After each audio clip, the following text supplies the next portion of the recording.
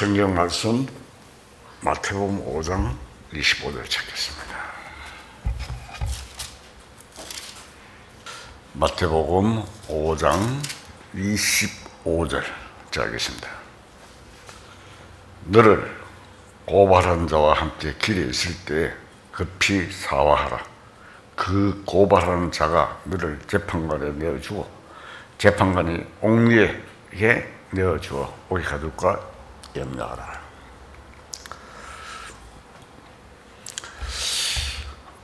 우리가 상고하는 구약에는 여호와 하나님이시고 신약에는 그리스도 하나님이신 것을 알 수가 있습니다. 요한계시록 13장 5장 13절을 읽어보면 모든 만물이 회복되어 주님을 찬양하며 노래하는 광경이 나타납니다. 내가 또 들으니 하늘 위에와 땅 위에와 땅 아래 바다 위에와 또 그 가운데 모든 피조물이 이르되 보좌의 여신이와 어린 양에게 찬양과 존귀와 영광과 권능을 세세토록 돌지어다 하니 하고 말씀이 있죠. 그리고 창세기 3장 17절에 보면 아담이 범죄했기 때문에 땅이 저주를 받았다고는 말씀이 또 나옵니다. 하나님께서 아담에게 통치권을 주셔서 이 세상을 다스리라고 하셨는데 그가 타락을 하자 모든 만물이 함께 저주를 받은 상태에 들어갔습니다.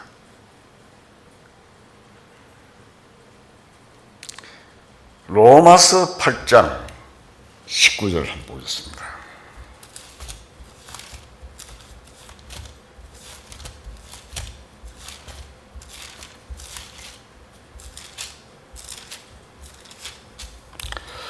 로마서 8장 19절 피조물이 고려한 바는 하나님의 아들들이 나타나는 것이니 피조물이 허무한데 굴복하는 것은 자기 뜻이 아니요 오직 굴복하게 하신 이로 말미암음이라. 그 바라는 것은 피조물도 썩어짐의 종노릇한 데서 해방되어 하나님의 자녀들의 영광의 자유에 이르는 것이니라. 피조물이 다 이제까지 함께 탄식하며 함께 고통을 겪고 있는 그것을 우리가 아느니라. 자,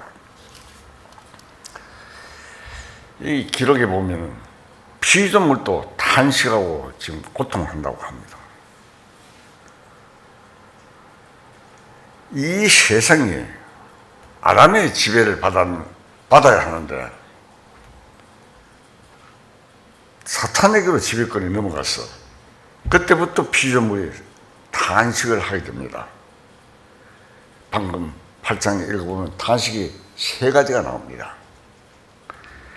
하나는 자연계의 탄식입니다. 그리고 그 다음은 성령에 익은 열매받은 그리스도인들, 이 양자될 것 곧 몸의 구속을 기다리면서 탄식입니다. 우리도 지금 영은 구원받지만 몸은 변화를 받아야지요. 구원받았지만 아직도 탄식 속에 있습니다. 우리 육신은 아직 구원을 못 받았기 때문에 아직도 죄의 법칙 아래 있지만 안에는 우리 육신 안에는 새 생명이 있습니다. 그래서 새 생명이 있지만 그 육신 안에 갇혀 탄식하는 것입니다. 로마서 7장 24절을 한번 봅시다. 바로 앞이죠. 오라 나는 공고한 사람이로다. 이 사망의 몸에서 누가 나를 건져내랴. 라고 했습니다. 자, 그러니까 여기 보면은 나는 하는 사람과 사망의 몸이 별개입니다. 나는 또 사망의 몸, 이 별개라 이 말입니다. 이 사망의 몸에서 누가 나를 하는 그 사람은 사망의 몸 속에 있는 구원받은 영의 상태를 말하는 것입니다. 분명히 구분해놨죠. 바울이 기록을 해놨습니다. 육신 안에 그 영이 갇혀서 너무도 답답한 상태이기 때문에 그렇습니다. 그 다음에 탄식은 성령의 말할 수 없는 탄식입니다.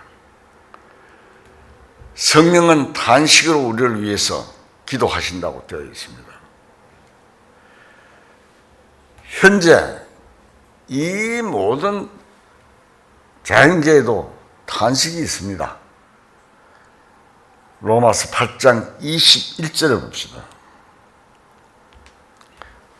읽었습니다마는 그 바라는 것은 피조물도 썩어짐의 종노릇한 데서 해방되어 하나님의 자녀의 영광의 자유에 이르는 것이니라.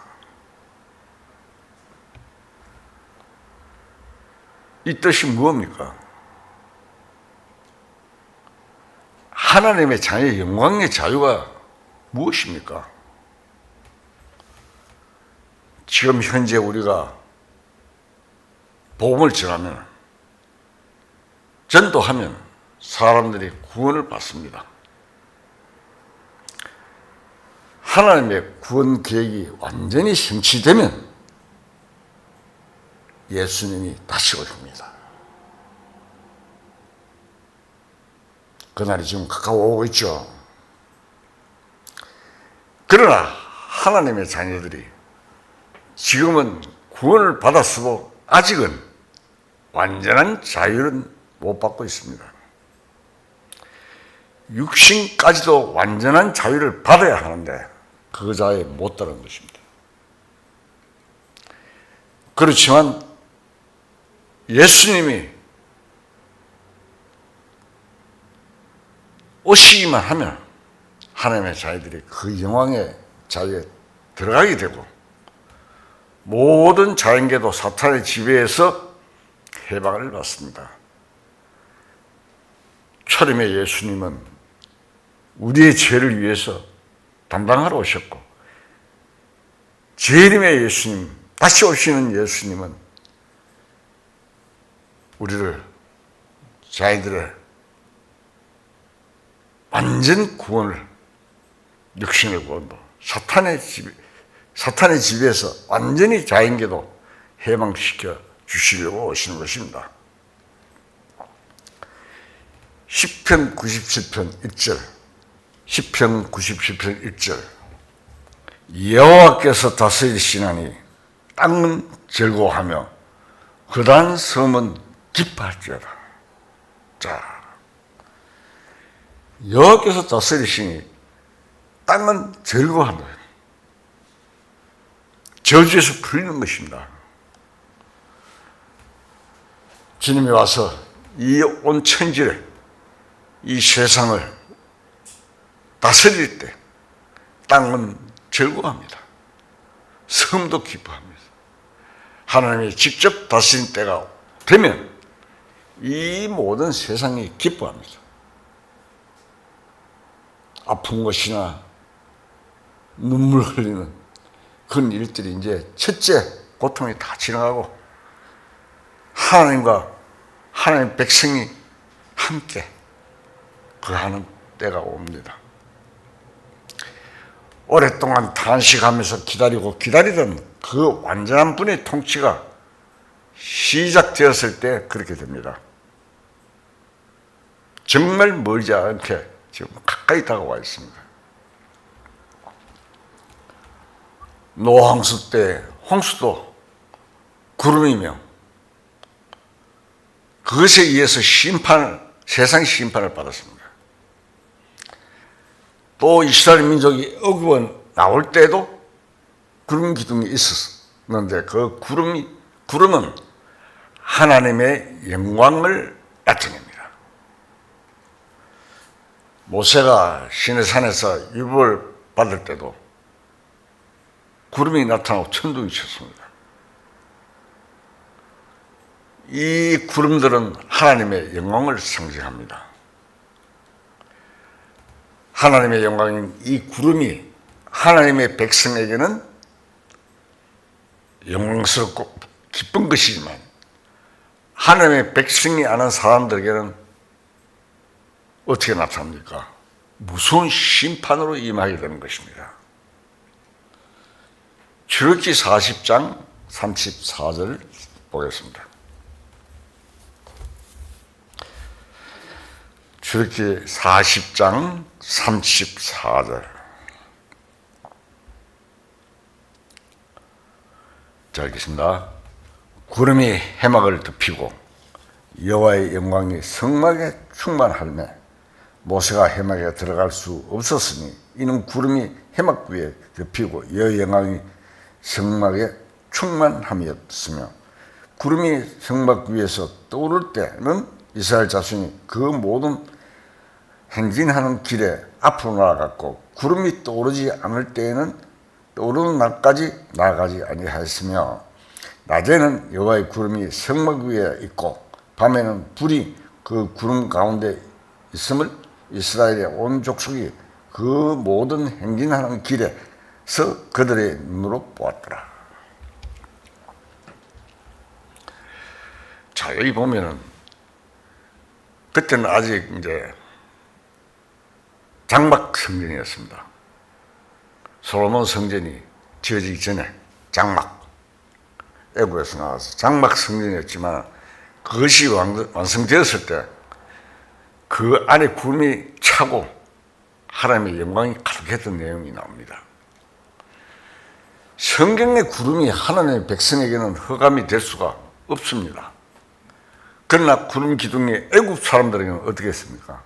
애굽은 세상을 상징합니다. 애굽 사람들에게는 캄캄한 흑암으로 나타납니다. 앞에 안 보이죠? 따라갈 수가 없어. 이스라엘 민족에게는 흑암이 아니고 영광스러운 빛으로 나타나게 됩니다. 지금 우리가 하나님의 영광을 알고 있는데 이 세상 사람들에게는 그것이 정반대로 흑암입니다. 노홍수 때를 읽어보면 구름이 구름 속에 무지개가 나타납니다. 창세기 보면 나오죠. 그 무지개가 바로 하나님의 언약으로 은혜를 상징하는 것입니다. 노아 방주가 어디 머물렀습니까? 노아 방주가 머무는 산이 아라랏산입니다. 터키와 소련 러시아 국경선에 보면 아라삿이라고 나옵니다. 지도에. 이 아라삿은 무지개가 제일 먼저 나타났던 장소입니다. 묻히 드러나기 시작했으니까요. 그래서 어떻게 됐습니까? 무지개 고향이 됩니다. 그곳이. 이처럼 언제나 구약에서는 구름은 영광과 동시에 심판을 상징하고 있습니다. 하나님의 백성에게는 그것이 은혜로서 나타나지만 하나님의 원수편에서는 볼 때는 무서운 심판이 되는 것입니다. 우리는 보통 구원을 어떻게 생각하느냐 하면 하나님의 은혜요, 하나님의 사랑이라고 생각합니다. 그것도 물론 틀린 말은 아닙니다. 우리가 하나님의 의로 인하여 구원받았는데 하나님은 한편은 사랑이시고 또 한편은 의로우심이 나타났습니다. 의로우신 면을 생각해 보면 하나님은 절대로 불의와 타협할 수가 없고 죄를 용납하실 수 없는 속성을 가지고 계십니다. 그래서 죄인은 하늘나라에 못 가고 의만 가는 겁니다. 우리 속에는 근본적으로 죄성이 있기 때문에 원만한 죄를 보더라도 별로 심각하게 받아들이지 않습니다. 우리 속에 죄성이 있습니다. 지금 어떤 사람이 욕을 하거나 거짓말을 해도 자신도 가끔 욕을 하고 거짓말을 하니까 그것을 별로 그렇게 심각하게 여기지 않습니다. 그렇습니까? 안 그렇습니까?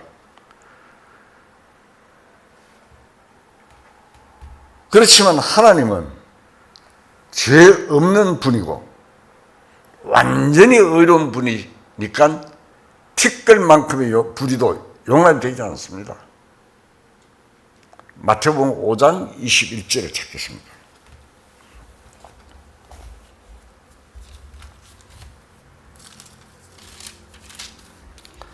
마태복음 5장 21절.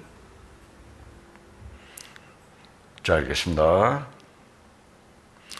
옛사람의 말은 바 산하지 말라. 누구든지 산하면 심판을 받게 되리라 했다는 것을 너희가 들었으나 나는 너희에게 이르노니 형제에게 노하는 자마다 심판을 받게 되고 형제에 대하여 나가라 하는 자는 공회에 잡혀가게 되고 미련을 한 놈이라 하는 자는 지옥불에 들어가게 되리라.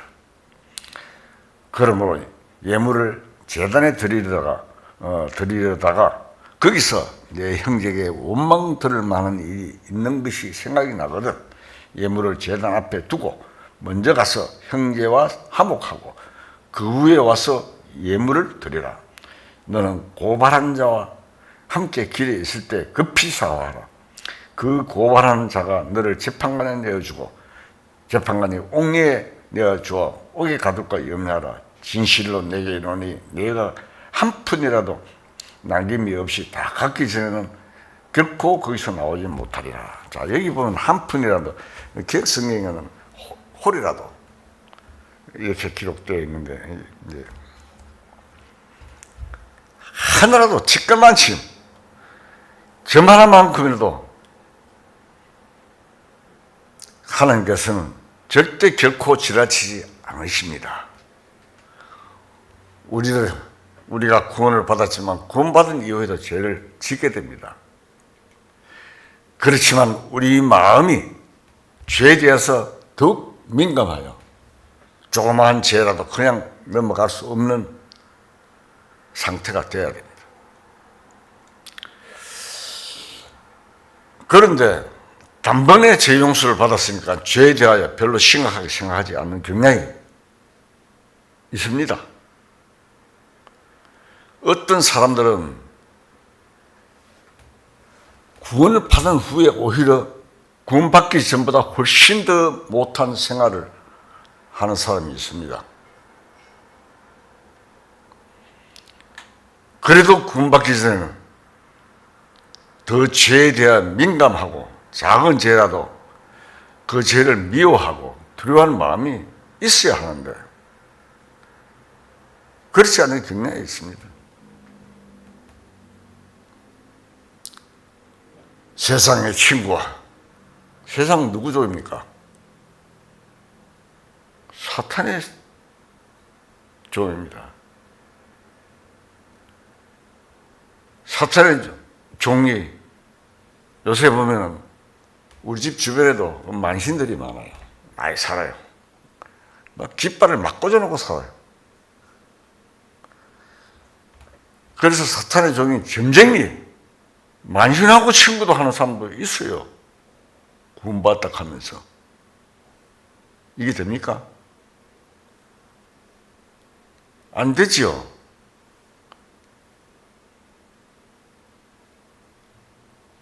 조심해야 합니다.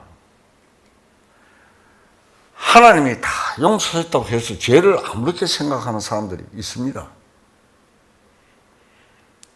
그러나 하나님은 심판을 철저히 하시는 분입니다. 티끌만한 죄도 그냥 넘어가지 않습니다. 기록되어 있지 않습니까? 하나님은 예수님을 보내셔서 우리 죄를 처리하셨는데 그 예수님은 완전히 어려운 분입니다. 어제 어떤 교인 한 사람이 저희 집을 방문하면서 전도지를 주고 가더라고요. 그 전도지 쭉 읽어보니까 예수님, 공자, 맹자, 소크라테스 네 사람을 4대 성인으로 같이 몰아가 취급을 하더라고요. 그 전도지에. 그러나 예수님은 부활하셨다는 그걸 이제 마지막에 넣어놨다. 예수님은 4대 성인 중에 하나가 아닙니다. 태어나실 때부터 성령으로 태어나셔가지고 공생애를 하시다가 십자가에 돌아가시고 하나님의 아들이고 하나님입니다. 근데 어떻게 4대 성인 중에 같이 집어넣어가지고 전도지를 돌리고 있어요?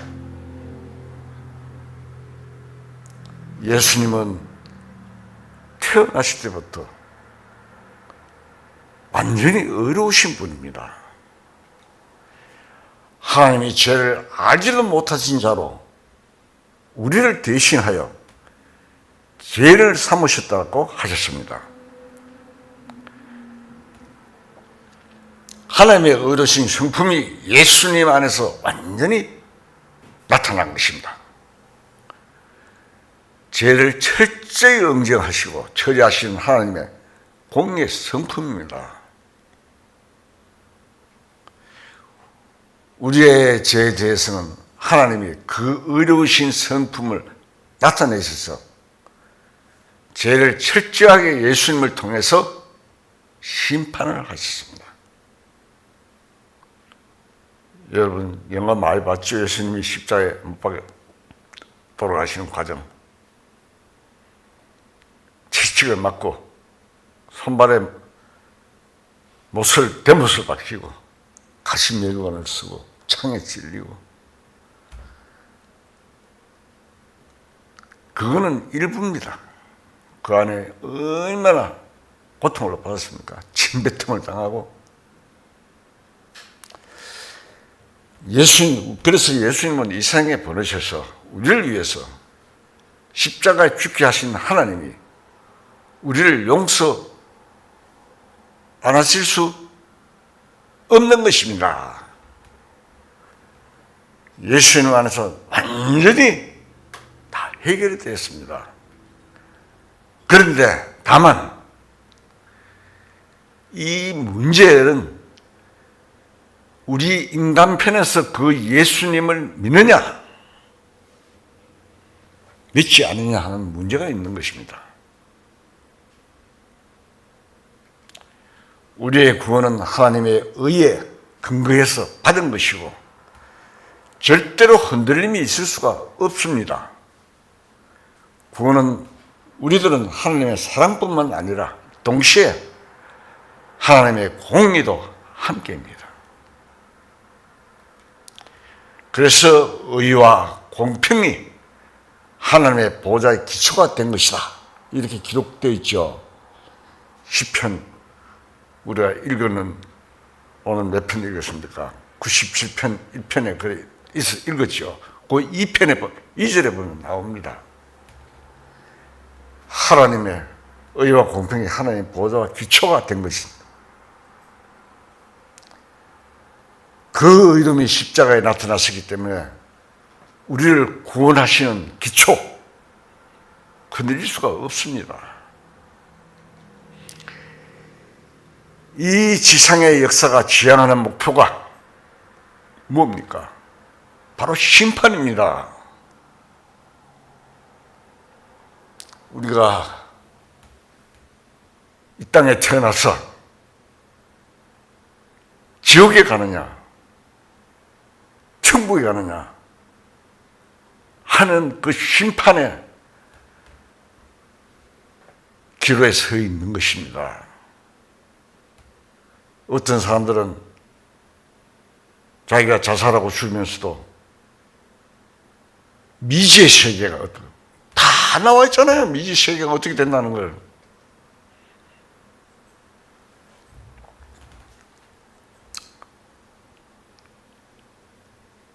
그래서 세상 사람 모든 사람들이 심판의 길에 서 있습니다. 그래서 심판받으러 가는 그 길에 있을 때에 급히 사과를 했습니다. 지금 우리 그리스도인들은 심판하는 길에서 주님을 만나 새 생명을 받고 하나님의 자녀로 거듭난 사람들입니다. 그냥 성경 제끼고 일요일날 교회 왔다 갔다 하는 사람이 아닙니다. 만일 그 심판의 길에서 주님이 주신 구원을 못 받으면 어떻게 되겠습니까? 한번 태어난 것은 정한이죠. 그 다음에 죽으면 반드시 심판이 있다고 기록되어 있습니다. 주님이 우리를 위해, 우리 죄를 위해서 심판을 받으신 주님을 만난 것이 얼마나 다행입니까? 그렇지 않습니까? 인간 역사는 전체가 심판의 길인데 그 길에서 우리를 위해서 대신 심판을 받아주신 예수님으로 인하여 하나님의 의가 이루어졌다는 사실을 우리가 몰랐다면 어떻게 되겠습니까? 이사야서 26장 봅시다.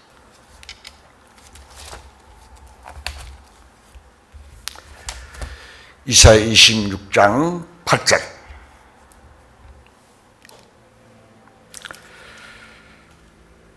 이사야 26장 8절 되겠습니다.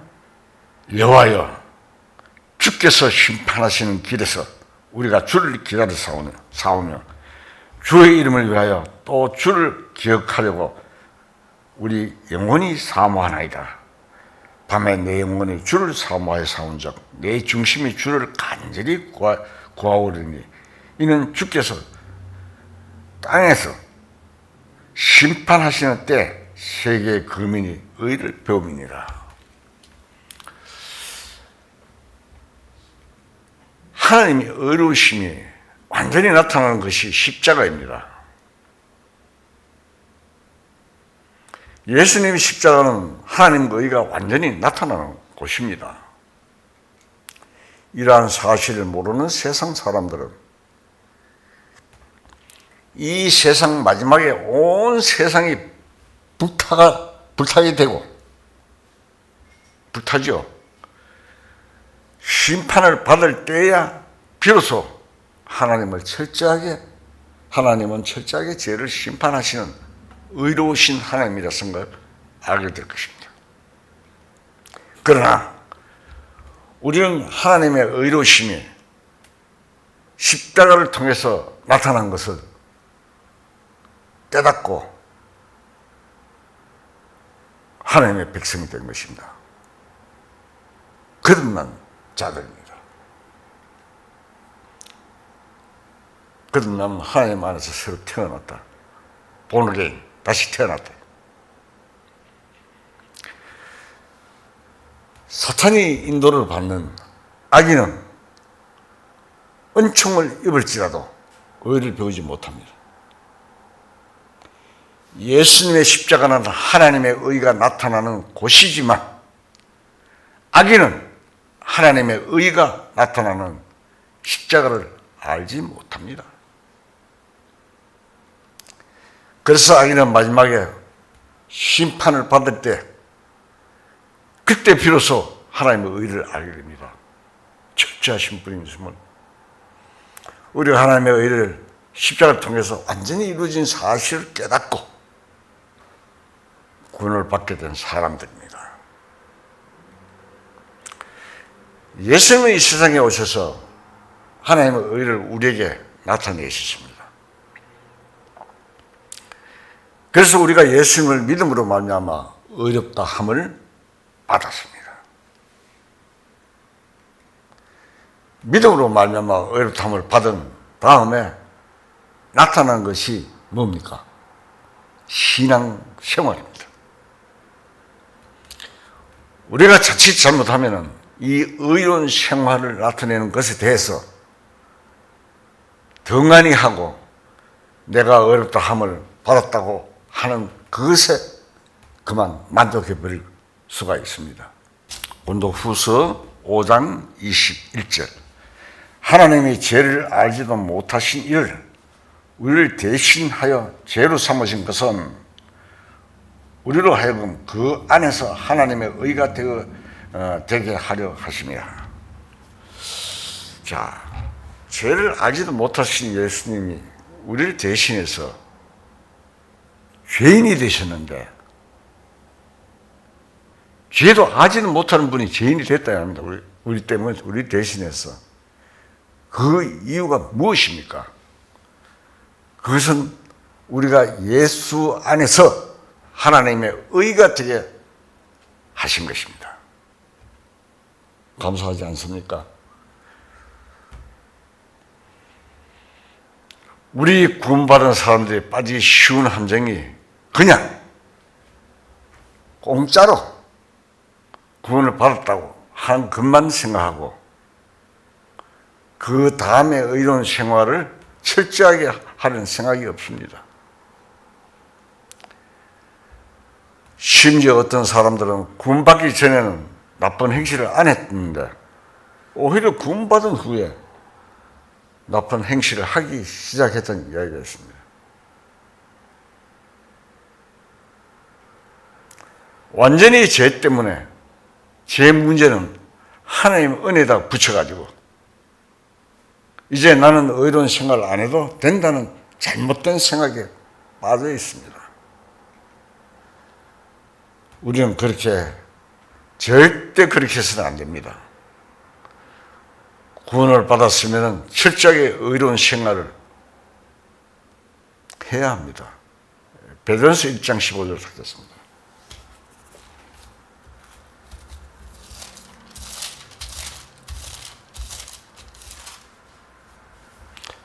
베드로전서 1장 15절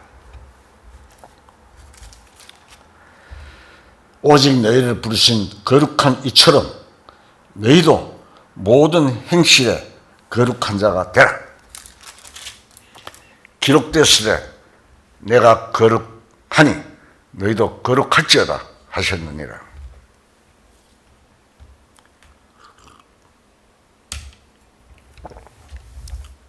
자, 성경이 이렇게 우리에게 명령하고 있습니다. 이 부분은 건너뛰는 사람들이. 그렇게 해서는 안 되겠죠.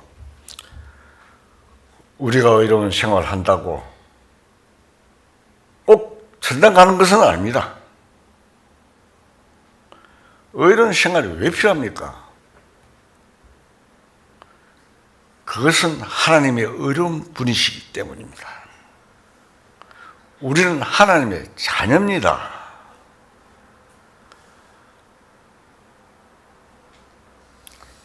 의로우신 하나님을 믿고 따른다는 사람이 의로우신 하나님이 원하신 일에 대하여 병안히 하면 되겠습니까? 우리가 구원을 받았으면 아주 작은 죄에도 굉장히 민감해야 됩니다. 양심이 반응하잖아요.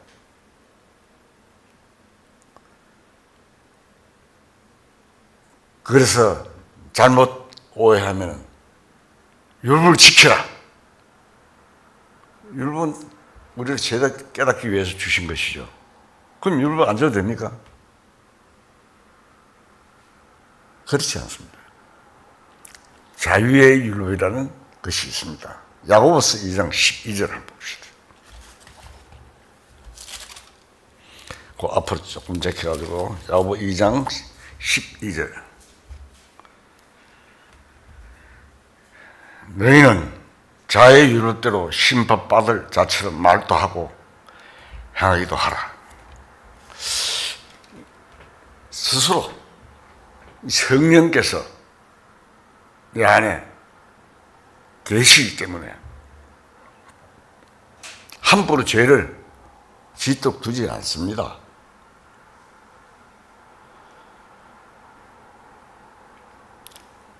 그렇지 않으면 신앙생활에 발전이 절대로 없습니다. 구원받은 이후에 의를 추구하고 철저하게 의를 쫓아 살아야겠다는 사람은 굉장히 신앙생활에 발전이 있습니다. 갈라디아서 5장 16절 한번 봅시다.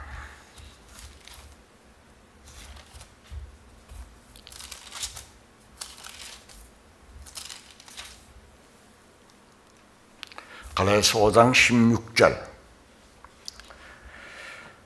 내가 이르노니 너희는 성령을 따라 행하라. 그리하면 육체의 욕심을 이루지 아니하리라. 육체의 소욕은 성령의 것이고 성령은 육체의 것이라니 이 둘이 서로 대적하므로 너희가 원하는 것을 하지 못하게 하려 함이니라. 자, 여기 보면 육체의 열매와 성령의 열매가 나옵니다. 갈라디아서 5장에 보면은 우리가 성령을 받았으니까 그 성령을 따라 사는 것이 바로 의로운 생활입니다. 그러면 육체를 따라 사는 것은 반대겠죠.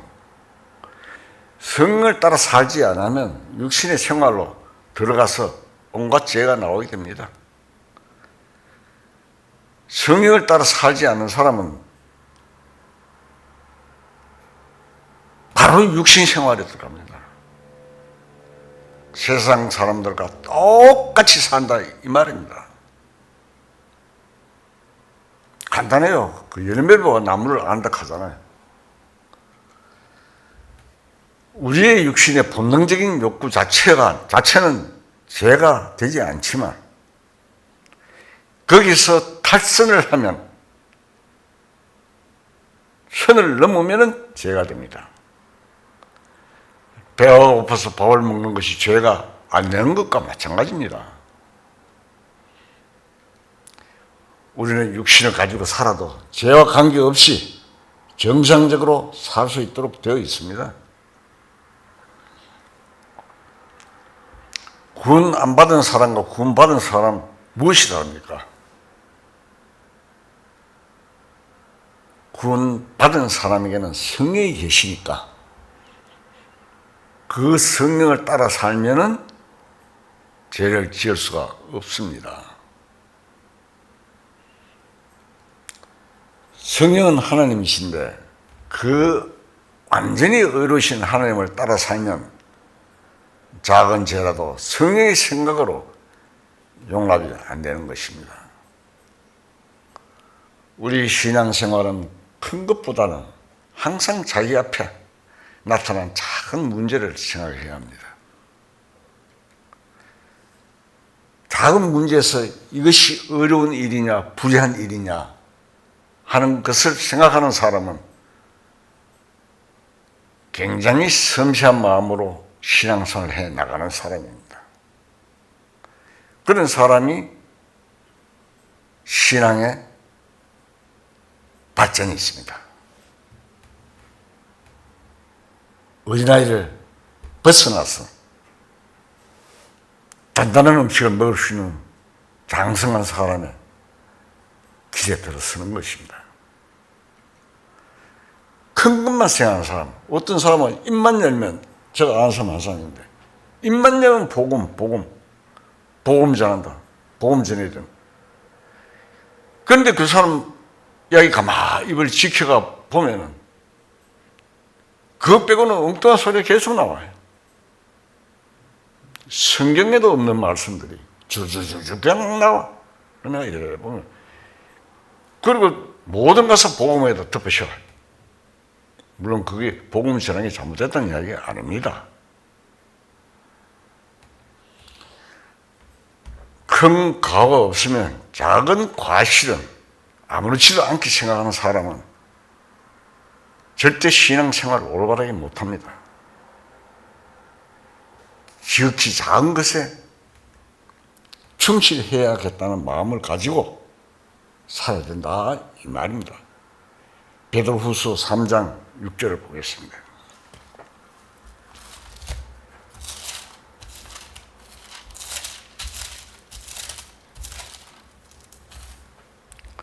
베드로서 3장 6절.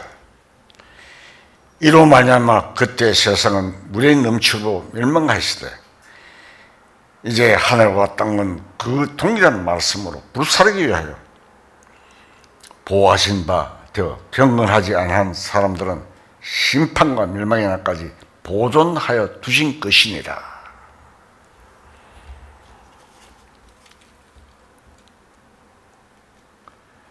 이 세상은 마지막 때에 뭐라 했습니까?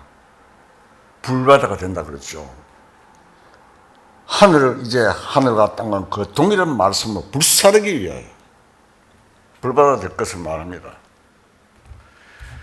예수님이 재림하시면 지상에 일어난 일들을 예언한 것입니다.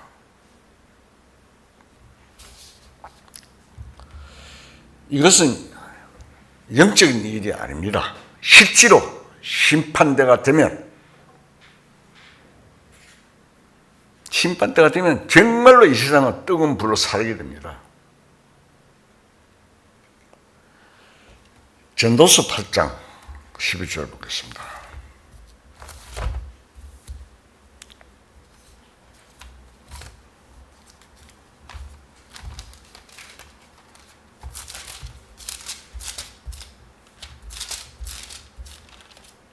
전도서 8장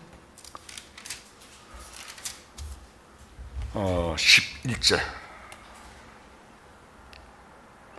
자, 읽겠습니다. 악한 일에 관한 징벌이 속히 실행되지 아니하므로 인생들이 악을 행하는 데 마음이 담대하도다.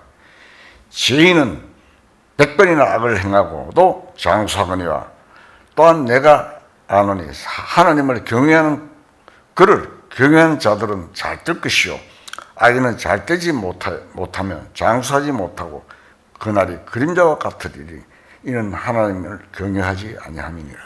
자,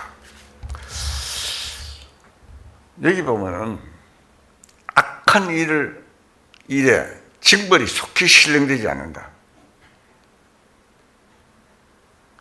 그래서 인생들이 악을 행하기에 마음이 담대하다. 이렇게 기록했습니다. 만일 예를 들어서 사람을 치고 도둑질 할 때 하늘에서 벼락이 떨어져가지고 그 적살을 한다면 도둑질 하는 사람이 있겠습니까? 도둑질 하나 훔쳤다가 그 자리에서 죽는데 벼락을 맞아.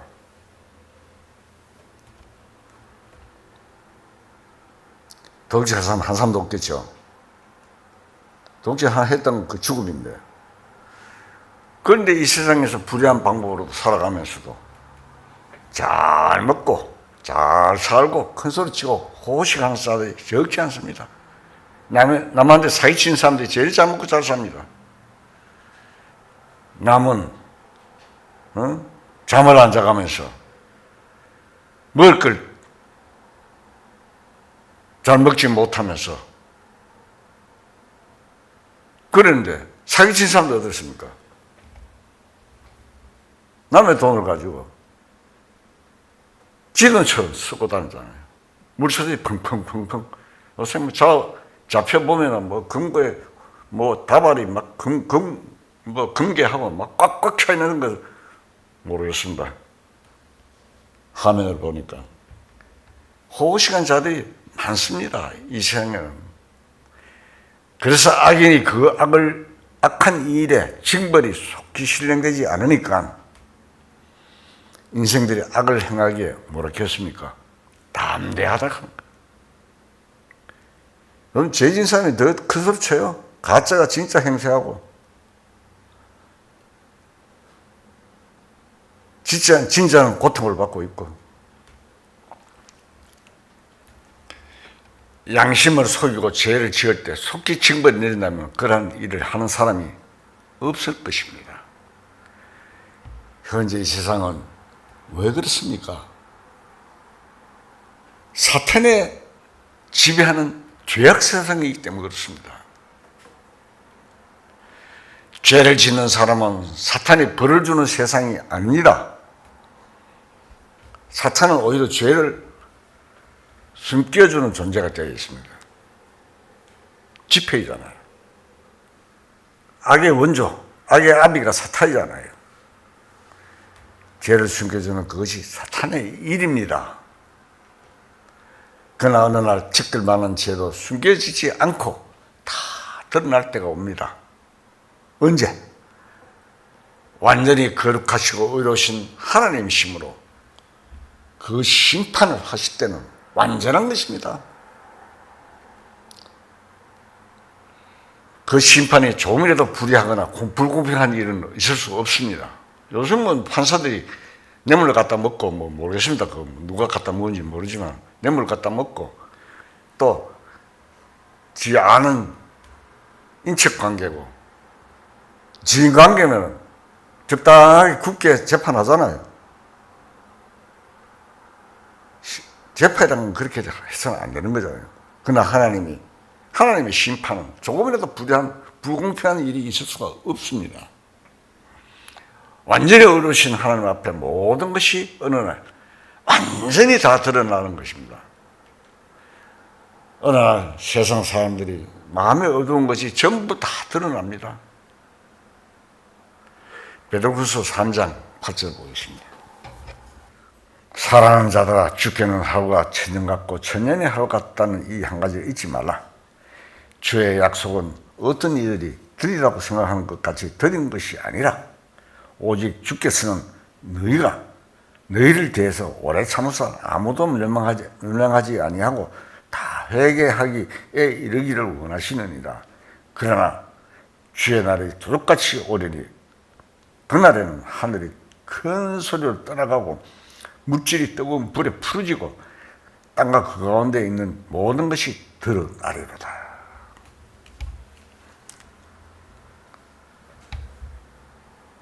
하나님 앞에 숨겨진 비밀이라는 것이 있을 수가 없습니다.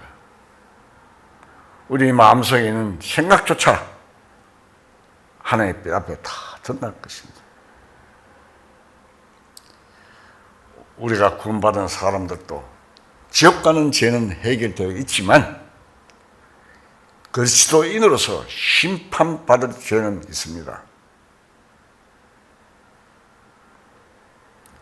지옥 안 가지만 구원받은 이후에 죄가 다 한번 드러나는 그리스도의 심판이 있습니다.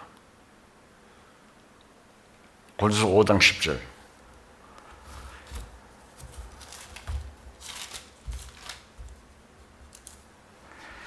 고린도서 5장 10절.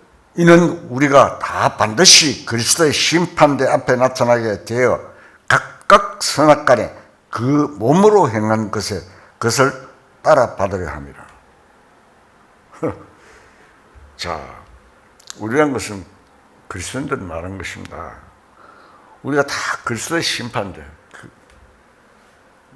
밑에는 대환란, 7년 동안 대환란, 몸살이 나는 한 번도 겪어보지 못한 대환란이 땅에서 일어나고 있고, 위에는 공중 강림하신 주님 앞에서 우리가 그리스도 심판자 앞에 서게 됩니다. 구원받은 사람으로서 행해야 할 선이 있고 악이 있는데 그것이 어느 날 다 드러나서 심판을 받는다 이 말입니다. 그래서 구원받다고 해서 그냥 아무렇게나 살아도 되는 것이 아닙니다.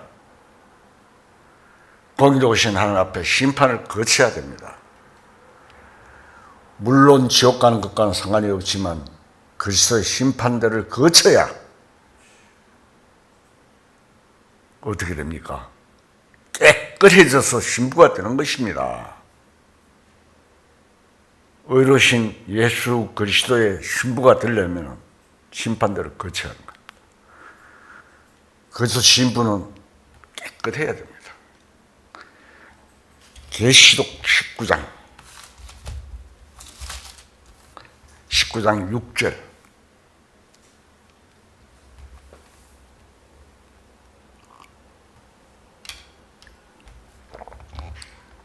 계시록 19장 6절. 또 내가 들은 허다한 음성과 같고 많은 물소리와 같고 큰 우레소리와도 같은 소리가 있으되 할렐루야. 주 우리 하나님 곧 전능하신 이가 통치하시도다. 우리가 즐거워하고 크게 기뻐하며 그의 영광을 돌리세.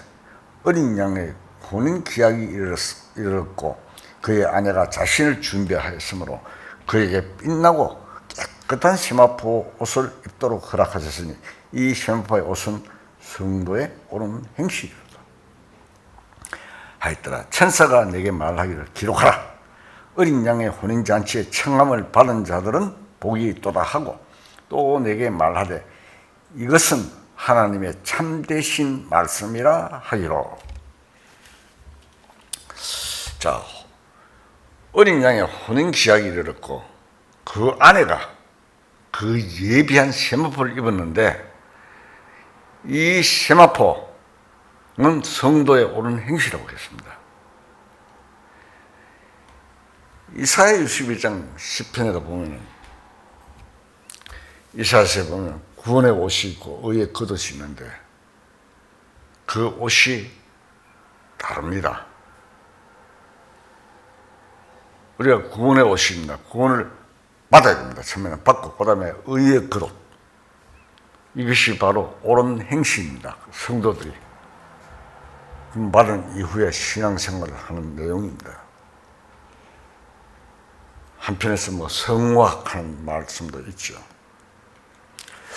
구원받은 사람은 누구나 구원의 옷을 입고 있지만 또 신부의 옷을 입어야 되는데 그 신부의 옷이 바로 성도의 옳은 행실입니다. 그런데 그 성도의 옳은 행실도 육신적으로 억지로 한다고 해서 되는 것이 아닙니다. 성령을 따라 행한 옳은 행실이 신부의 옷입니다. 오순절에 성령이 오셔서 그때부터 성령의 시대가 되었습니다. 그 성령을 쫓아 행한 것이 성도의 옳은 행실입니다. 그것이 신부의 자리를 갖추는 세마포의 옷이라는 뜻입니다. 그래서 우리가 신앙생활 속에서 전제가 심판의 과정을 거쳐서 정리가 되어야 하는 것입니다. 구원받다고 해서 아무렇게나 사는 일은 있을 수가 없습니다. 그렇게 살아서는 안 됩니다. 누가복음 7장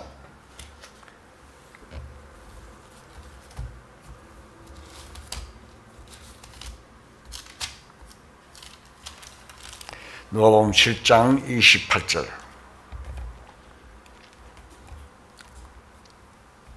누가복음 7장 28절 읽겠습니다. 내가 너에게 말하니 여자가 낳은 자 중에 요한보다 큰 자가 없도다.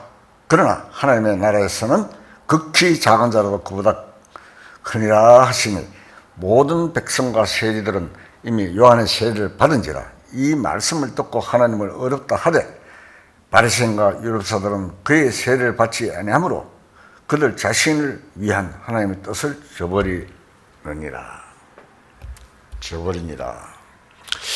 모든 백성과 세리들은 이미 요한의 증인을 받았다고 했습니다. 그의 말씀을 듣고 하나님을 어렵다고 하였습니다. 이것이 바로 구원을 받은 사람들이 하나님은 의로우신 하나님이라고 고백한다는 것을 보여준 사건입니다. 우리는 예수님이 우리 죄를 대신 짊어지고 피 흘려 십자가에 돌아가신 의로우신 하나님이시라는 것을 받아들였고 그 의로 말미암아 구원받았습니다. 그러나 바리새인과 서기관들은 스스로 하나님의 뜻을 저버렸다고 기록하고 있습니다. 구원을 못 받은 사람들은 하나님을 어렵다고 하는 참된 고백이 마음속에 우러나오지 않습니다. 그렇지만 이 시장 마지막에 가서 자기 죄에 대한 벌을 받을 때 하나님이 어려우신 것을 깨닫게 되지만 그때는 어떻습니까? 이미 늦었습니다. 은혜 받을 만한 때가 지나간 것입니다. 우리 구원받은 사람들은 마음에 돈과 명예와 세상을 사랑하는 하고 섬기는 그것은 우상 숭배입니다. 성경 기록에 있죠. 탐심은 곧 우상 숭배라고. 우리가 세상 살아가면서 하나님이 아닌 것을 항상 마음에 귀하게 여기는 것은 그것도 우상이 됩니다. 무엇이든지 하나님보다 더 사랑하는 것은 우상입니다.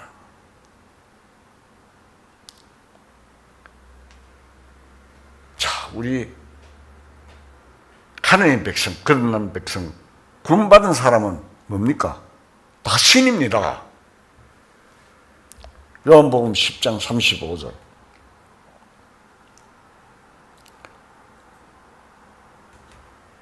성경은 폐하지 못하니 하나님의 말씀을 받은 사람들은 신이라 하셨거든. 하나님의 말씀을 받은 그리스도인들은 신이 됩니다. 신이 되었습니다.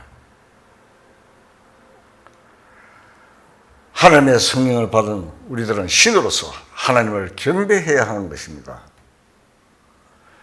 이 세상 신을 섬기는 자는 그날에 마지막 날에 땅을 치며 후회하며 영원히 망하게 되는 것입니다. 이 엄청난 이야기를 들려줘도 모른다 이 말입니다. 알지를 못합니다. 어떤 사람들은 예수는 믿는데 지옥은 안 믿는다고 해요. 지옥이 없다고 주장합니다. 그래서 막 죽으면 다 예수를 믿든 안 믿든 다 하늘나라. 우리 엄마가 하늘 갔고 우리 아버지 하늘 갔고. 그러니까 지옥을 안 믿는 겁니다. 그러니까 결국은 성경을 못 믿는 것입니다. 성경에는 지옥과 천국이 분명히 기록되어 있고 마지막에 심판받고 다 그렇게 된다고 했는데 이러한 사람들은 기록된 그날이 되면 그날이 닥치면 모든 것을 알게 될 것입니다. 지금 우리가 성경 읽으면 온 땅 위에서 하나님이 제일 높으시고 모든 신 위에 뛰어나신 분이라는 것을 알고 있지만 실제로 그때 가면 하나님의 위대하심과 영광이 우리가 상상했던 것보다 훨씬 더 크고 상상을 초월하는 하나님의 위대하심과 영광을 보게 될 것입니다. 계시록에 보면 나오죠. 이 우주에 태양과 다 없어집니다. 하나님이 자체가 빛입니다. 필요가 없다 그랬습니다. 요한복음 8장 12절.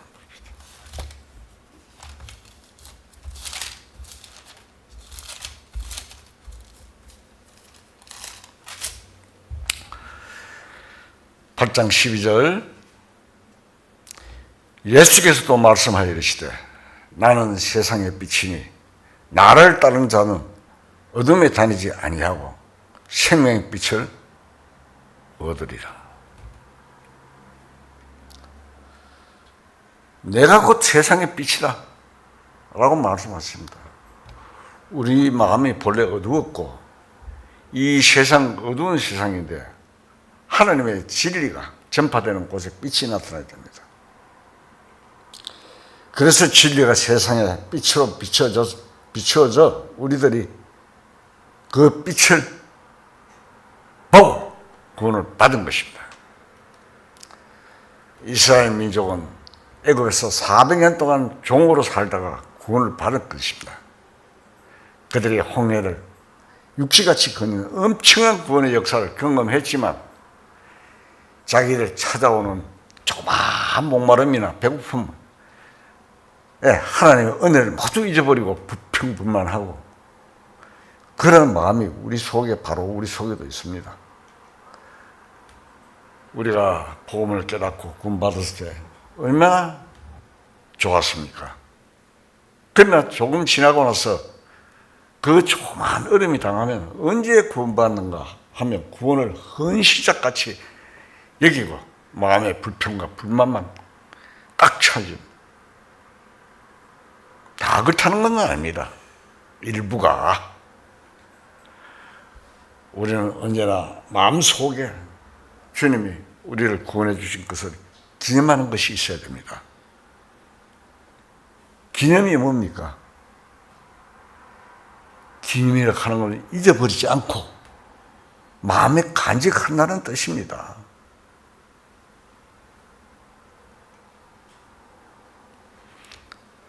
히브리서 2장 3절에 보면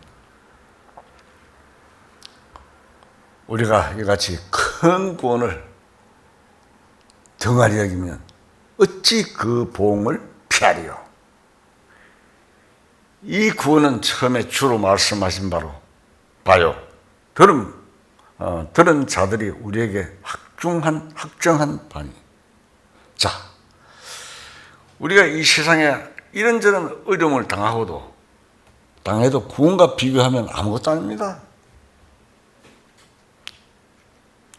근데 심지어 어떤 사람은 조그만 어려움을 못 참아가지고 구원을 좀 늦게 받았으면 좋을 뻔 했는데, 내 같은 막 이분을 칵 집어고 어떻게 그런 소리를 할 수 있는 거예요? 그게 그냥 구원이 된 것이냐고. 그 고통을 당하면서 하나님께서 우리에게 해주신 것을, 이러한 사람들은 주님의 징계를 받게 될 것입니다. 골로새서 3장 2절.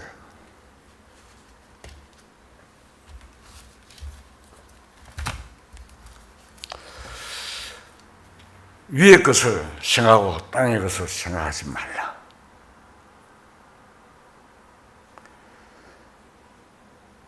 위에 하나님이 계신 곳을 생각하라 이 말입니다. 땅에 사탄이 지배하는 땅을 쳐다보지 말고 온 세상이 심판을 받아 우리는 하나님 앞에 정말 기뻐할 수 있는 위치에 있다는 것을 항상 생각해야 됩니다. 이게 이론이 아닙니다. 앞으로 닥칠 일입니다. 이제 곧 우리 앞에 얼마 안 있으면 그 심판이 나타날 것인데, 그러나 우리는 틀림없이 기쁨과 즐거움에 참여할 것입니다.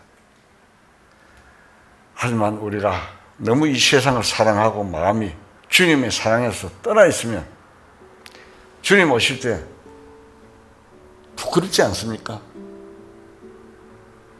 부끄러움이 있습니다. 주님은 위로부터 오십니다. 그렇다면 우리의 시선은 계속 위를 쳐다봐야 되지 않겠습니까? 그냥 땅만 돌아봐서 안 됩니다. 먹고 사는데 마지막 때 예수님께서 뭐라고 하십니까? 언제 오십니까? 제가 물으니까 먹고 자고 시집가고 장가가고 먹고 사는 데만 바라볼 때 조심해야 된다는 겁니다. 땅에 속해 아직은 땅이 주는 것만을 얻으려고 안간힘을 쓴다면 주님 위로 보고 오실 때 얼마나 부끄럽겠습니까? 그렇게 마음이 땅을 향하고 있을 때 주님이 오시면 부끄러운 사람이 되고 말 것입니다. 우리는 신앙생활을 적극적으로 해야 합니다. 세상과 주님 사이에 머뭇거리는 생활은 적극적인 생활이 아닙니다. 우리는 확실히 주님 편에 서서 신앙생활을 해야 할 것입니다. 날 구원하신 주님께 참 감사하며 영광을 돌리는 생활을 해야 될 것입니다. 다 같이 기도하시겠습니다.